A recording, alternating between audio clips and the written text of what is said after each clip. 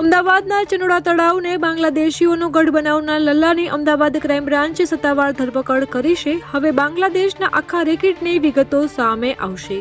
તો ક્રાઇમ બ્રાન્ચની તપાસમાં સામે આવ્યું છે કે માત્ર લલ્લા બિહારી જ નહીં પરંતુ સ્થાનિક કેટલાક રાજકીય નેતાઓ પણ બાંગ્લાદેશીઓને મદદ કરતા હતા.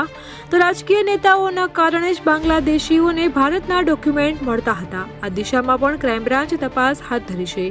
તો આગામી દિવસમાં રાજકીય નેતાઓને પૂર્ણ પૂછપરછ માટે બોલાવવામાં આવી શકે છે. તો આ સમગ્ર રેકેટમાં કોઈ સરકારી અધિકારી સંડોવાયેલા હતા કે નહીં તેની પણ તપાસ થઈ શકે છે.